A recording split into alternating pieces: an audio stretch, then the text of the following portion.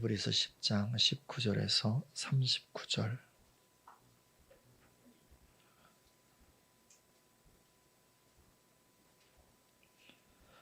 하나님의 말씀을 저와 여러분이 한 절씩 나누어 읽습니다.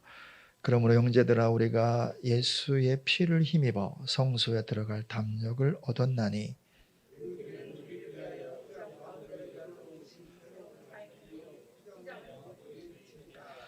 또 하나님의 집 다스리는 큰 제사장이 계심에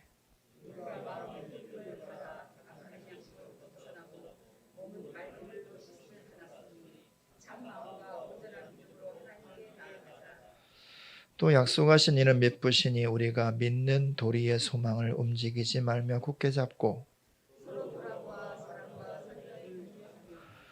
무의기를 표하는 어떤 사람들의 습관과 같이 하지 말고 오직 권하여 그날이 가까움을 볼수록 더욱 그리하자.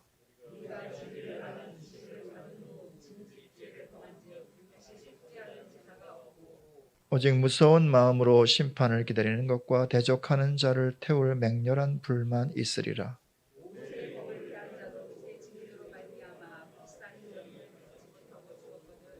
하물며 하나님의 아들을 짓밟고 자기를 거룩하게 한 언약의 피를 부정하는 것으로 여기고 은혜의 성령을 욕되게 하는 자가 당연히 받을 형벌은 얼마나 더 무겁겠느냐 너희는 생각하라.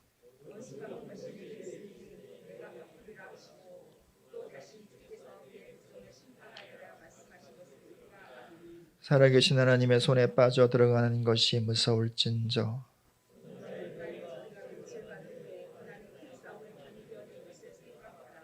혹은 비방과 혼란으로서 사람에게 구경거리가 되고 혹은 이런 형편에 있는 자들과 사귀는 자가 되었으니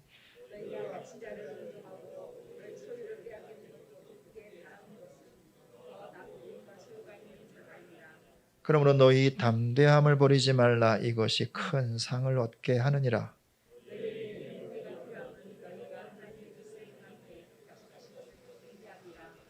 잠깐 후면 오실 이가 오시리니 지체하지 아니하시리라.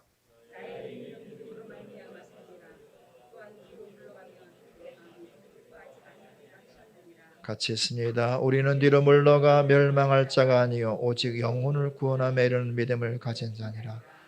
아멘, 아멘, 아멘. 할렐루야. 하나님께 영광의 박수를 드리겠습니다. 아멘, 아멘, 아멘. 또 옆 사람, 앞뒤 사람 축복합시다. 사랑하고 축복합니다. 네. 오늘 또 가정에서 예배하시는 분들 진심으로 축복하고 환영합니다. 이 자리에 나오신 분들도 정말 감사하고 또 축복합니다. 오늘 인내가 필요합니다. 이 말씀으로 말씀을 나눌 터인데요. 하나님의 크신 은혜가 부어지기를 소망합니다. 말씀을 준비하면서 주님께서 저에게 설교해 주세요. 이 기도를 드리면서 감동되는 걸 적어봤습니다. 오늘 일부 예배를 드리려고 앞에 앉아서 잠깐 준비하며 기도하는 중에 마음의 감동은 이것이었습니다. 내가 믿는 만큼 말씀이 나갈 거라고. 그런 것 같아요. 설교는 주님이 하시는 거죠. 설교자는 단지 통로에 불과합니다. 그래서 설교자의 믿음과 들으시는 분들의 믿음이 합해져서 주님이 주시는 그런 아름다운 축복을 받는 시간이 말씀의 시간이다라는 생각이 듭니다. 아무쪼록 주께서 우리 가운데 우리의 믿음을 타고 오셔서 예비하시는 은혜를 다 부어주시는 축복이 있기를 바랍니다. 그 어느 때보다 지금이 인내가 필요한 때입니다. 왜냐하면 많이 어렵기 때문인 거죠. 네, 그렇게 세상 사람들도 다 어렵고 우리도 동일하게 또 어려운 건 마찬가지입니다. 그런데 믿는 사람이 조금 더 어렵죠. 그죠?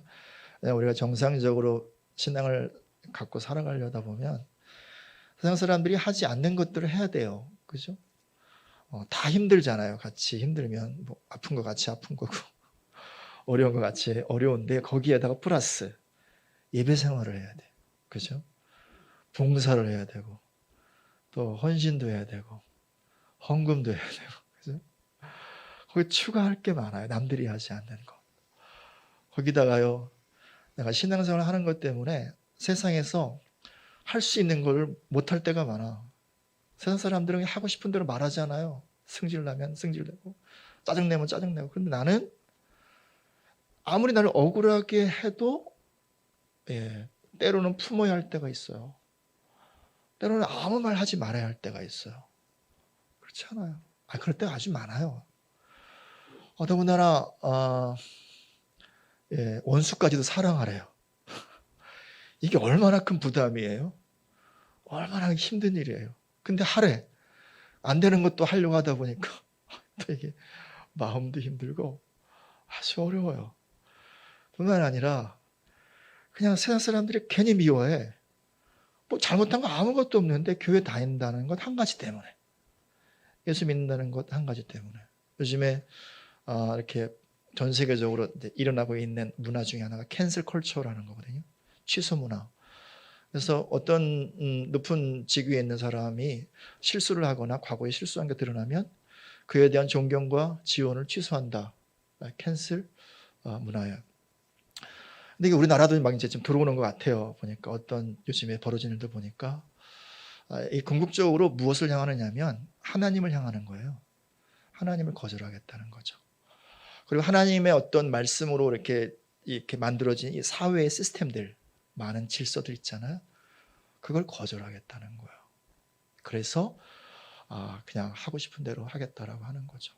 그러니 세상이 이렇게 흘러가니까 정말 내가 세상 속에서 그리스도인으로 살아가는 것 자체가 굉장히 짐일 수 있고 무게일 수 있어요. 그러니까 지금 이쯤에 세상 사람들 다 힘들고 다 인내하고 견뎌야 돼. 근데 예수님을 믿는 저와 여러분들은 사실은 더 많은 인내가 필요한 거죠. 지금은 인내가 필요한 때입니다. 사람들은 말합니다. 인내는 쓰고 열매는 달다라고 말이죠. 그죠? 인내는 쓸 수 있습니다. 고통스러울 수 있고 아플 수 있습니다. 그 세상의 이야기예요. 그리스도인들의 인내는 조금 다를 수 있습니다. 쓰지만은 않습니다. 우리가 생각하는 것보다 훨씬 큰 달콤함이 있습니다. 우리가 짊어진 인생의 무게와 그리고 고통보다 비교할 수 없는 아름다움이 그 인내 속에 숨어져 있습니다. 오늘 그 인내 가운데 숨겨져 있는 하나님께서 숨겨놓으신 보화, 아름다움, 그 달콤함, 그게 무엇인가를 한번 살펴보도록 하겠습니다.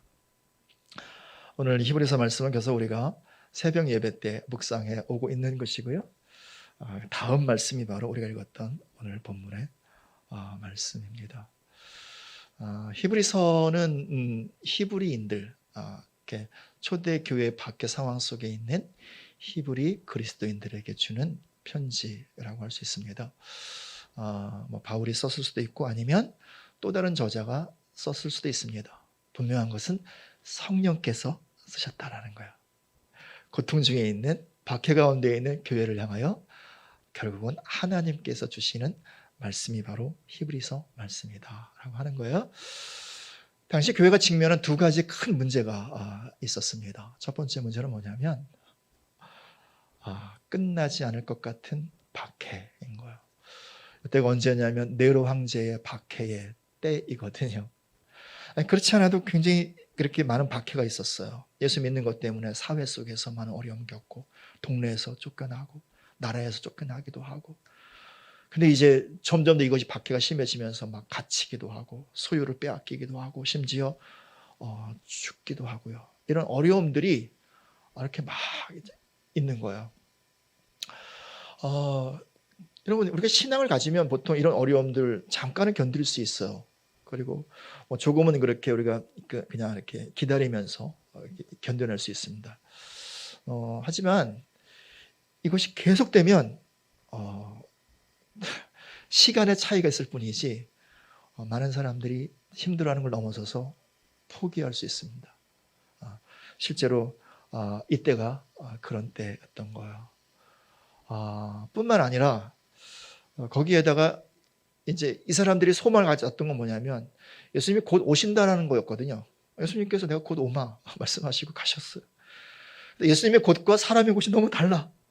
아주 곧 오실 줄 알고. 그러니까 아무리 힘들어도 곧 오신댔으니까 좀 견디면 되겠지. 좀 참으면 되겠지. 좀 기다리면 되겠지.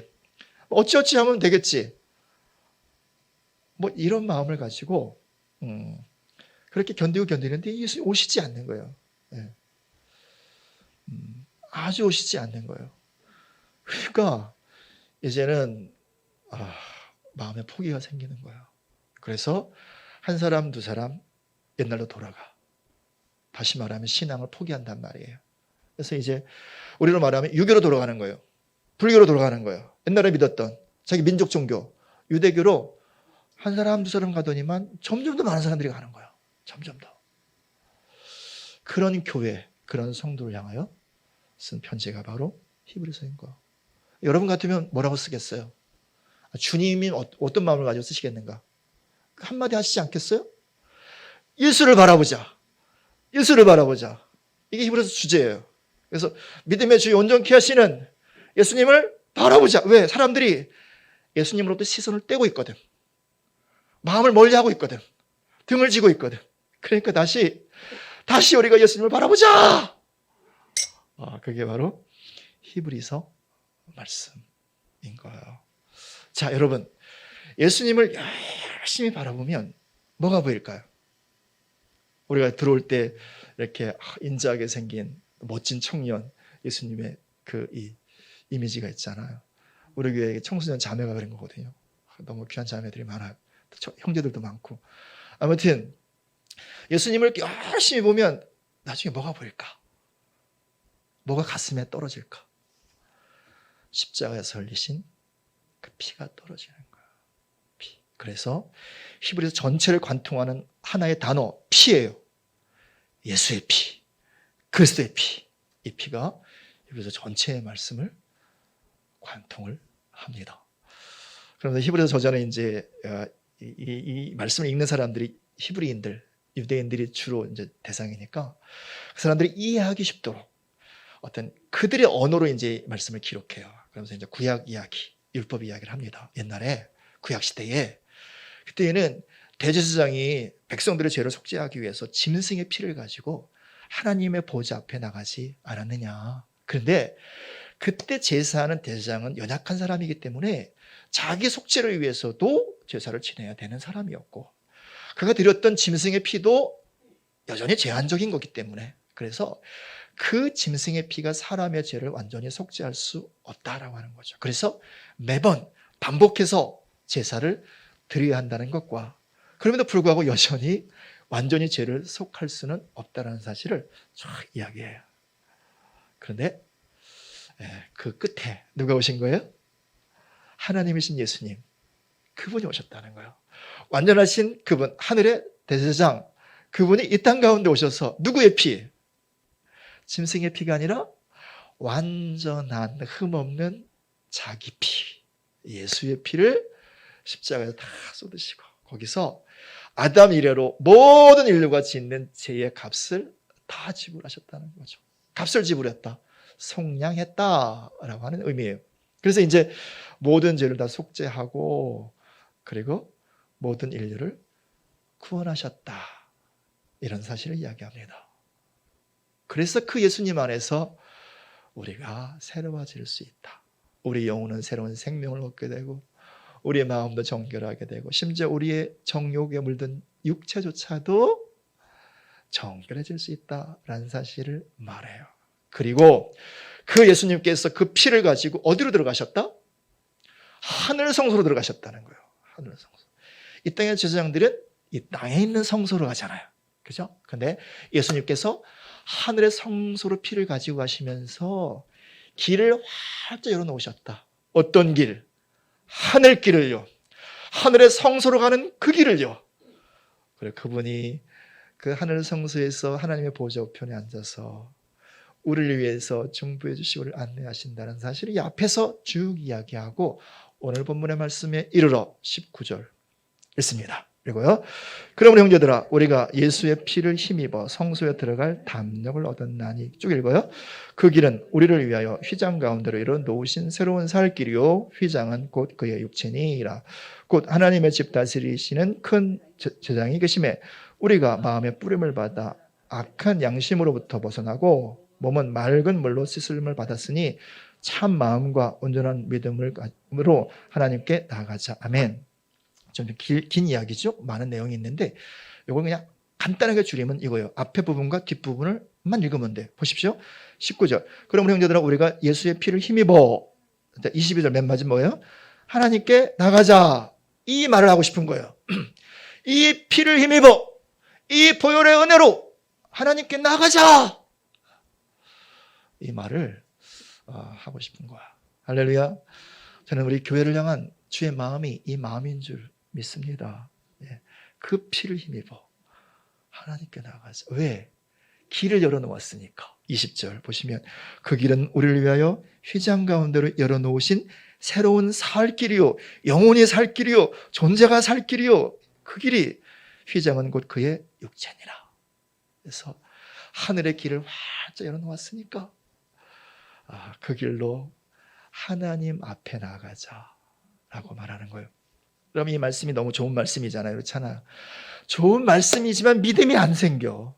어떻게 하나님께 나가냐 말이에요. 어떻게. 나는 인간이고 난 땅을 밟고 살고 있는데 하나님은 쫙 높은 보좌에 계시는데 어떻게 하나님께 가느냐 말이에요. 말씀은 맞는 것 같은데 좋은 것 같은데 믿음이 안 생겨. 뿐만 아니라 나에게 이런 일이 생길 것 같은 기대도 사실은 별로 안 생겨요. 이 말씀이지 뭐.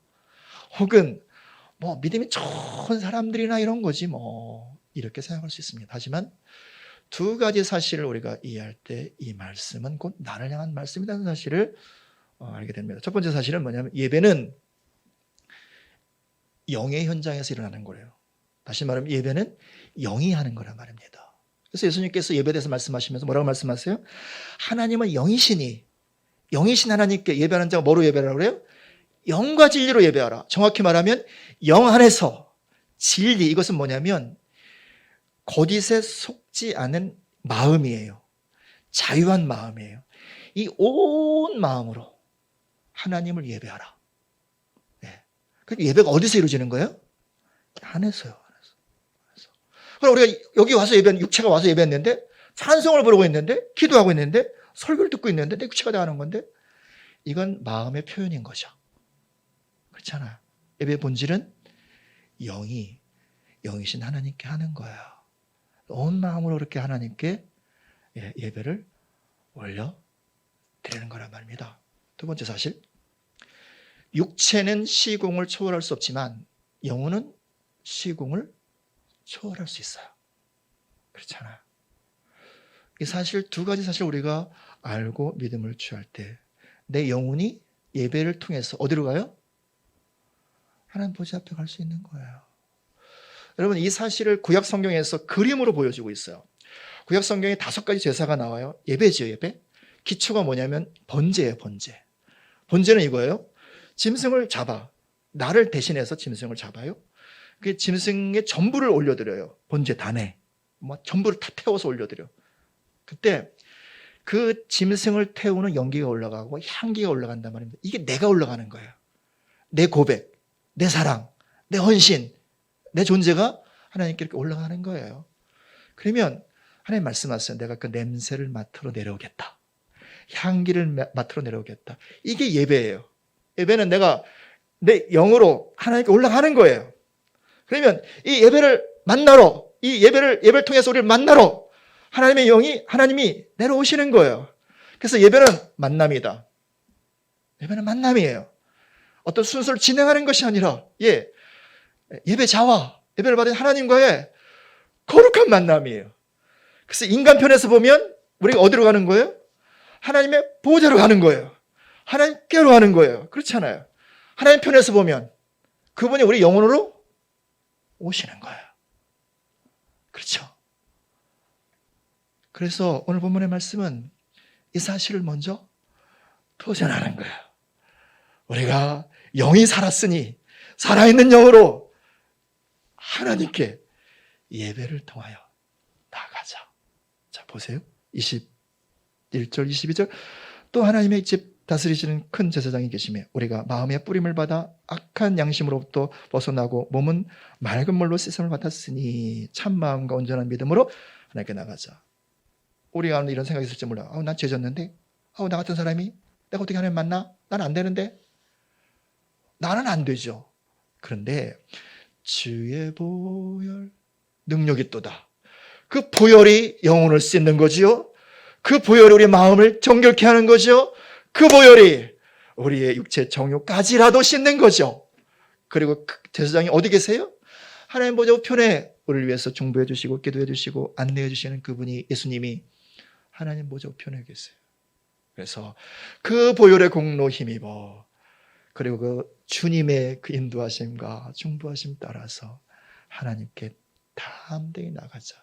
그래서 히브리서 4장 16절 우리가 긍휼하심을 받고 때를 따라 돕는 은혜를 얻기 위하여 은혜의 보좌 앞에 어떻게 나가죠? 쭈뼛쭈뼛 나가죠?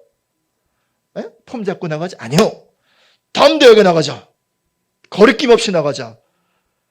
그렇게 말씀하고 있는 거죠. 할렐루야. 자, 만남이 있으면 어떤 일이 벌어집니까? 그냥 만나고 빠이빠이 안녕하고 그냥 헤어지나요? 교제가 이루어지잖아요. 교제가 뭐예요? 나눔이잖아요.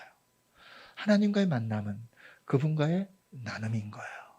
그래서 그분께서 그 예배하는 자들의 삶의 땀을 닦아주시고 눈물도 닦아주시고 아픔도 씻어주시고 그리고 하나님의 것을 부어주시죠. 그분의 평강과 그분의 기쁨과 그분의 안식과 그분의 것으로 이렇게 채워주시죠. 그렇죠? 동시에 주시는 게 있어요. 뭐냐면 우리를 향한 약속을 주세요. 약속을. 예, 물론 우리 모두가 공통된 약속이 있습니다. 천국이 약속, 영생의 약속, 멸류관의 약속 다 있습니다. 하지만 그 모든 공통된 약속뿐만 아니라 각자를 향한 하나님의 언약, 약속이 있다는 거예요. 하나님을 만나면 나를 향한 하나님의 약속이 바로 이거구나. 이 사실을 알게 돼요. 또 한 가지를 알죠. 하나님을 알아요. 사람도요, 오래 만나면 알아. 이 사람 믿을 만한 사람인지, 적당히 사귀어야 될 사람인지, 아니면 그만 사귀어야 할 사람인지. 만나다 보면 알아요. 하나님을 자꾸 만나다 보면 하나님을 알게 돼. 그분의 성품을 알게 된단 말입니다. 그래서 보십시오. 23절 읽습니다. 읽어요. 시작. 또 약속하신 이는 미쁘시니 우리가 믿는 도리의 소망을 움직이지 말며 굳게 잡고 하나님을 만나면 그분이 정말 미쁘신 분이구나. 이 말씀은 선하신 분이다.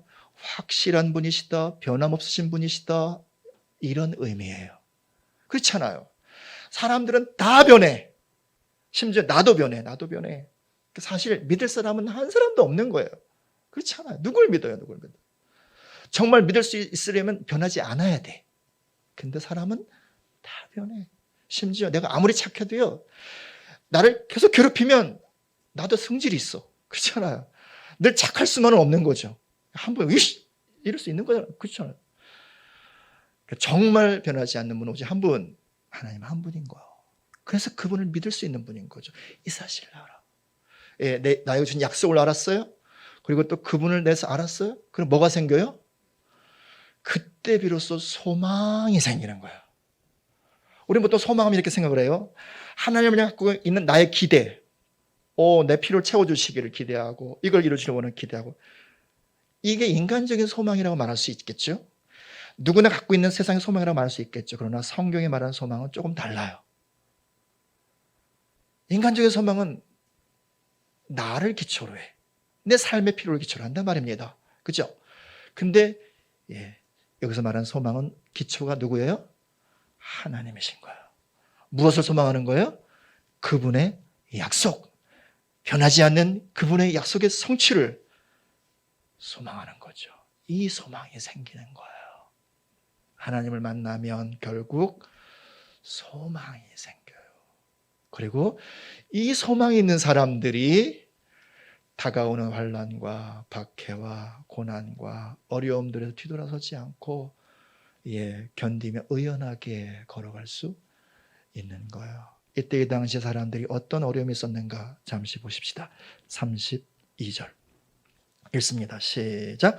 전날에 너희가 빛을 받은 후에 고난의 큰 싸움을 견디어낸 것을 생각하라. 전날에 빛을 받은 적이 있었대. 이게 뭐예요? 은혜 받은 적이 있었다는 거예요. 여러분 은혜 받았을 때 기억나세요? 은혜 받으면 모든 사람이 다 천사 같아 보여. 그렇잖아요. 왜 이렇게 아름다운지 다 빛이 나는 것 같고, 그죠? 길가의 돌들은 왜 그렇게 환상적으로 멋있고, 흩날리는 낙엽들은 왜 그렇게 예쁜지, 세상에 다 천국 같아. 그렇잖아요. 예수를 믿는 게 너무 환상적이야. 마치 하늘 위를 날아다니는 것처럼 보여. 그런데 늘 그렇습니까? 그러다가 어느 순간 고난이 몰려와요. 시험이 몰려와요. 반대가 몰려와요. 마음이 힘들 때가 있단 말이에요. 그렇잖아요. 그래서 뭘 해야 돼요? 고난에 대한 싸움을 해야 돼. 견디기 위한 싸움, 버티기 위한 싸움들이 있었다는 거예요. 근데 그 고난의 내용이 무엇인가 보십시오. 계속 보세요. 33절. 혹 비방과 환난으로서 사람에게 구경거리가 되고 혹은 이런 형편에 있는 자들과 사귀는 자가 되었다. 비방이 뭐예요? 근거 없이 나를 해하는 수많은 말들이요, 조롱이요, 이런 거죠. 그렇잖아요. 내가 말을 하지도 않았어. 그런 행동을 하지도 않았어. 근데 명백히 나를 해치려고 나를 해하려고 하는 말들이 있어요. 그렇죠? 비아냥거리는 말이 있어요. 그죠? 그 말들은 얼마나 억울해요. 그죠? 이런 상황들이 있었다는 거예요. 그 다음에 뭐예요? 환난은 물리적인 실제적 어려움이에요. 예수 믿는 것 때문에 직장에서 쫓겨나, 동네에서 쫓겨나, 심지어 나라에서 추방을 당하기도 해. 심지어 감옥에 잡혀가기도 하고, 이런 일들이 있었다는 거예요. 근데 계속 보세요. 환난으로서 사람에게 뭐가 돼요? 구경거리가 된다. 구경거리가 뭐냐면 무대 위에 벌거벗고 서는 거예요. 수치스럽게 된다는, 사람들이 말하는 거죠. 야, 너 예수 믿으면 잘 되는 줄 알았는데, 잘 된다고 말했는데 사는 게 그거밖에 안 되냐? 그러면 사람들이 막 손가락질을 하면서 비아냥을 거리고 막 야유를 보내고 그런 거예요. 이것을 이 초대교회 성도님들이 이런 어려움들을 계속 당해왔어요. 계속 한 번, 두 번도 아니고 굉장히 많은 시간 동안 말이에요. 또 계속 볼까요? 그런 형편에 있는 자들과 사귀는 자가 되었다. 이 말은 뭐냐면 그들과 동역자가 됐다는 거예요. 나는 안 당할지 몰라. 그런데 누가 당하는 것에 대해 같은 아픔을 갖고 함께 그 어려움을 겪는 거죠. 계속 보세요. 34절 같이 읽어 있습니다. 시작. 너희가 갇힌 자를 동정하고 너희 소유를 빼앗기는 것도 기쁘게 당하는 것은 소유도 빼앗겨. 지금으로 말하면 이제 이런 거죠. 방역법 몇 조 몇 항에 의해서 교회에서 예배하는 자 재산 몰수한다. 이런 게 있었던 거예요. 당시에 무슨 왕의 이런 게 있었겠죠. 그러니까 예수 믿는 사람들 잡아 가두는 건 또 문제지만 재산을 다 몰수해버려. 재산을 다 빼앗아 버린다. 어떻게 살아? 살 수가 없네. 나 예수 믿다가 감옥에 가는 건 괜찮아. 죽는 것도 괜찮아. 근데 내 새끼들은 어떻게 사냐 말이에요. 남겨진 자신이 어떻게 사냐 말이에요. 근데 이런 일들이 계속 있었다는 거예요. 얼마나 힘들었을까? 얼마나 아팠을까? 얼마나 고통스러웠을까? 그렇죠? 그런데 뭐라 그래요? 기쁘게 당했대. 기쁘게. 왜요? 계속 보세요. 더 낫고 영구한 소유가 있는 줄 알미라. 무엇을 알았기 때문에? 약속을 알았기 때문에요. 약속을 지키시는 믿으신 하나님을 알고 있었기 때문에요. 그래서 이 땅에서 유한한 재산을 잃어버리는 것보다 영원한 천국을 소유하는 것을 기쁨으로 삼았던 거죠. 이 땅에서 모욕을 당하고 해함을 받는 것보다 하나님의 칭찬과 위로를 훨씬 더 소망으로 삼았던 거지요. 그래서 무슨 일을 당해도 그 때문에 마음 빼앗기지 않았다는 거예요. 기쁨을 잃어버리지 않았다는 거예요. 왜? 이 안에 살아있는 산 소망이 있었기 때문이죠. 큰 소망이 있었기 때문인 거죠. 할렐루야. 저는 저와 여러분 안에 이 산 소망이 있기를 축복합니다. 지금도 그렇겠지만 앞으로 무슨 일이 닥쳐온다 할지라도 마음에 기쁨을 잃어버리지 않기를 축복합니다. 소망이 있기에 소망을 붙들고 있기 때문인 거죠. 그러면 이런 말들을 하기 시작해요. 보십시오. 24절, 25절 있습니다. 읽어 시작. 서로 돌아보아 사랑과 선행을 격려하며 모이기를 피하는 어떤 사람들의 습관과 같이 하지 말고 오직 권하여 그날이 가까움을 볼수록 더욱 그리하라. 소망이 있어요. 소망으로 살아요. 어렵고 힘들지만 기쁨으로 버티며 견디며 살아요. 이런 사람들이 하는 말들이 있겠죠. 아유 힘들어 못 살겠어. 이런 말 할까요? 아니요. 힘들어하는 사람들 찾아가서 이렇게 말하는 거죠. 사랑을 격려해 주는 거예요. 왜? 사랑할 수 없는 상황이니까. 왜 사방은 난 적들밖에 없어. 나는 욕하는 놈들밖에 없고 나를 해치려고 하는 사람들밖에 없고 속에서 미움이 올라오고 분노가 올라와. 도무지 사랑이 안 돼. 그때 찾아가서 손잡고 그래도 우리가 같이 사랑해보자고. 그래도 같이 인정해보자고. 품어보자고. 선행할 수 없어. 착하게 사는 게 꼭 바보 같거든. 남들은 다 거짓말하고 다 불법을 행하고 그렇게 사는 게 진짜 지혜로운 것 같고 빨리 달려가는 것 같은 세상 속에서 착하게 사는 게 정말 바보 천치 같아. 그래서 착하게 사는 것을 포기하려고 하는 사람들 찾아가서 아니야. 이거밖에 안 남아. 주님은 이걸 보셔. 결국은 주께서 붙잡아 주실 거야. 격려하고. 또 뭐예요? 모이기를 폐하는 어떤 사람들의 습관. 이게 뭐예요? 모이지 말라고 말하는 거. 모이면 니네 큰일 난다. 뭐 이렇게 잡아간다. 이런 얘기죠. 그래서 모일 수 없는 수많은 환경과 조건들이 있을 때 사람들 우리 모이지 말자. 모이면 안 된다. 이렇게 말할 때 아니야. 이때라도 우리 더 열심히 모여야 돼. 더 열심히 기도해야 돼. 더 열심히 교제해야 되고 사랑을 나눠야 되고 더 열심히 그렇게 우리 세상의 빛으로 서야 돼. 이렇게 뭐 할 수 있다는 거예요? 권면할 수 있다는 거예요. 왜? 이 속에 뭐가 있으니까? 소망이 있으니까. 할렐루야. 우리 교회가 서로를 향해서 이 말들을 하는 교회가 되시기를 축복합니다. 사랑합시다. 선행합시다. 함께 모여서 예배합시다. 주를 찬미합시다. 죽게 달려갑시다. 이런 소망의 말들이 교회와 우리 입술 가운데 가득하기를 축복합니다. 아멘. 자, 그렇게 살아도 진짜 힘든 일이 있으면 견디기 힘들 때가 있어요. 제가 옛날에 잠깐 고문을 받아봤거든요. 고문. 뭔지 아시죠? 밤새도록 두들겨 맞아요. 밤새도록. 제가 그때 느낀 게 있어요. 고문에 장사 없겠다.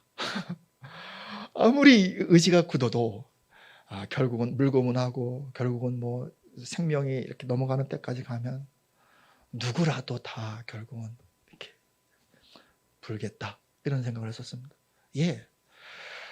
인간적으로 우리가 아무리 힘들고 어려움을 내가 이를 악물고 견디고 버틴다 그래봐. 견뎌지나 버텨지나 이빨만 상하죠. 그렇잖아요. 안 돼요. 예, 고난 앞에 장사 없어요. 그래서 우리가 이렇게 결정을 하고 결단을 하고 막 인내를 하고 또 기쁨도 있지만 정말 결정적일 때 기쁨을 잃어버릴 수 있고 아니면 그 인내의 자리에서 뒤돌아설 수도 있는 게 우리란 말이죠. 사실 우리 모두죠. 우리 모두. 그렇죠? 그러므로 말하는 거예요. 인내가 필요하다. 계속 보십시오. 36절 읽습니다. 이거 시작. 너에게 인내가 필요하면 너희가 하나님의 뜻을 행한 후에 약속하신 것을 받기 위함이라. 인내가 필요하다. 인내가. 왜냐하면 하나님의 뜻을 행한 후에 약속하신 것을 받아야 되기 때문에. 근데 뭐가 문제냐면 하나님의 뜻을 행하는 것과 약속하신 걸 받는 게 시차가 있어요. 시차가. 좋은 것일수록 시차가 굉장히 멀어요. 아브라함 75세에 부름받았어. 약속 받았어요? 순종해 갔어요? 몇 살 때 이루어져요? 100살. 25년을 기다렸다고 하죠. 다윗 10대 때 기름 부음 받았어요? 언제 왕 돼? 30대에 왕이 돼요. 네. 하나님의 뜻을 행하는 것과 약속을 성취하는 것이 차이가 있어. 그러니까 사람들이 그래도 하나님 뜻 붙잡고 살아야지, 소망 붙잡고 살아야지 하다가 이게 뭐가 당장 입금이 안 되니까, 당장 뭐가 응답이 안 되니까 몇 번 하다가 말고 포기할 때가 너무너무 많다는 거예요. 그러므로 우리에게 뭐가 필요하다? 인내가 필요하다. 그렇다면 인내란 무엇인가요? 이 헬라어로 인내는 히포모네란 단어예요. 히포는 뭐뭐 아래에서, 모네는 머물다, 살다, 거하다 이런 말이죠. 자, 그러면 무엇 아래에서 머무는 게 인내하는 거래요. 그리스도인들이 누구 안에 머물겠습니까? 그리스도 안에. 하나님의 보호자 아래요. 그러므로 여러분, 인내하다의 다른 말은 하나님의 보호자 앞으로 피한다는 말이에요. 예수님의 발치 아래로 피한다는 말이에요. 다시 말하면 주님을 사랑하기로 결정하는 거죠. 오늘 너무 힘들어가지고 그냥 인생 다 때려치고 싶고, 그러면서 이렇게 찾아가가지고 그냥 한 대 때려주고 싶고, 바로 그 순간이요. 막 올라와. 그 순간 하나님을 사랑하기로 결정합니다. 이 결정을 하는 거예요. 이 결정. 다 포기하고 싶을 때 하나님을 사랑하기로 결정합니다. 이 결정하는 거예요. 시편 91편 1절에 지존자의 은밀한 곳에 거하는 자, 전능자의 그늘 가운데 거한다고 그래요. 예, 바로 이거예요. 지존자의 은밀한 곳을 찾아 들어가는 거예요. 이것은 마치 어린아이가 어머니 치맛자락에 숨어 들어가는 것과 똑같아요. 일이 있을 때마다, 상황이 생길 때마다 그 상황과 씨름하는 게 아니라, 그 일과 다툼하는 게 아니라 어디로 가요? 하나님 그 은밀한 곳으로 숨어 들어가는 거예요. 뭐예요? 하나님 사랑한다고, 하나님밖에 없다고, 다윗처럼 주만이 나의 힘이시라고, 주만이 나의 방패요, 나의 산성이요, 나의 요새요, 나의 구원이시요, 나의 전부라고. 이것을 인내하다라고 하는 거예요. 상황이 생길 때마다 계속해서 그렇게 주께로 달려가는 거죠. 주를 사랑하기로 결정하는 거죠. 그때 전능자의 그늘이 덮인다니까요. 이게 뭐예요? 그분의 능력이 인생을 덮는다니까요. 그래서 그 능력으로 고난을 뚫고 나가는 거죠. 내 힘이 아니라 그분의 은혜로, 그죠? 그분의 능력으로 그걸 해치고 나가는 거란 말입니다. 그럴 때요, 어떤 일이 이루어지는가 보십시오. 자, 39절 읽습니다. 이걸 시작. 우리는 뒤로 물러가 멸망할 자가 아니요 오직 영혼을 구원함에 이르는 믿음을 가진 자니라. 이럴 때 영혼의 구원함을 이룬대. 이게 도대체 뭘까? 영혼의 구원 이미 받았는데 뭘 또 구원받아? 이렇게 생각할 수 있겠습니다. 자, 이 영혼의 구원함, 여기서 말하는 것은 구원의 완성을 말하는 거예요. 구원의 완성, 영혼의 구원의 완성이란 무엇일까요? 영혼 안에 하나님으로 가득한 거 아닌가요? 흔히 말하는 그리스도의 장성한 분량이 이른다. 그리스도가 영혼 안에 가득 채워진다는 거 아닌가요? 언제 채워져요? 그분을 사랑하기로 결정하는 인내의 모든 과정마다 사랑의 결국은 뭡니까? 하나됨이잖아요. 그렇잖아요. 그래서 결국은 그 인내의 과정 속에서 사랑을 선택하고 그 사랑 속에서 결국은 우리 영혼과 하나님이 연합을 이루는 거예요. 내가 주 안에, 주가 내 안에. 그래서 마지막 삶의 끝자락에서 뭐만 남아요? 영혼만 남아. 근데 영혼 안에 주 예수 그리스도로 가득 채워지는, 하나님의 생명으로 가득 채워지는 것. 이것이 바로 구원의 완성인 거예요. 피, 예수의 보혈, 그것은 우리의 구원을 시작하는 거예요. 그 보혈로 우리가 속죄함을 받고 그 보혈로 우리의 영혼이 살림을 받고 우리가 구원을 받아요. 뿐만 아니라 그 보혈의 공로로 우리가 하나님 앞에 나가요. 그 은혜 가운데 살아가요. 결국 그 피의 마지막 목적은요, 하나님과의 연합이에요. 사랑 안에서의 하나됨, 영혼의 완전한 열매 맺음. 이것이 바로 예수 그리스도의 십자가의 보혈의 완성, 피의 완성인 거예요. 그러므로 사랑하는 여러분, 그리스도인들의 인내는 이 비밀이 이 속에 있는 거예요. 아무도 모르잖아요. 그걸 누가 알아요? 그렇게 살아가는 당사자만 아는 거지. 하나님과 그 사람만 아는 거지. 그래서 이 비밀한 기쁨, 이 비밀한 축복, 비밀한 은혜 가운데서 삶은 여전히 어려울 수 있고 힘들 수 있지만 그런 삶의 고갯길을 이렇게 넘어갈 때 결국 우리 안에 영혼의 구원을 온전히 이루는 역사가 우리 가운데 있는 거죠. 그래서 마지막 38절을 읽어였습니다. 나의 의인은 믿음으로 말미암아 살리라. 또한 뒤로 물러가면 내 마음이 그를 기뻐하지 아니하리라. 하박국 말씀이잖아요. 이 말씀 뭘 전제합니까? 바벨론 쳐들어와 이제 이스라엘 망해, 유다 망해. 70년간 포로를 앞두고 있을 때 하나님 하신 말씀이에요. 그 고난을 앞에 두고 주님 하신 말씀. 나의 의인은 고난 속에서 믿음으로 말미암아 살게 될 거라고. 그리고 그 고난을 지나가면서 결국 여기서 말씀하고 있는 구원을 이루게 될 거다라고 말씀하는 거죠. 오늘 저는 저와 여러분 모두가 진실로 그렇게 이 믿음으로 우뚝 서셔서 이 시간을 잘 살아가시고 승리하시기를 축복합니다. 그리고 인내의 비밀을 소유한 하나님의 사람들 다 되시기를 예수님의 이름으로 축복합니다. 기도하겠습니다.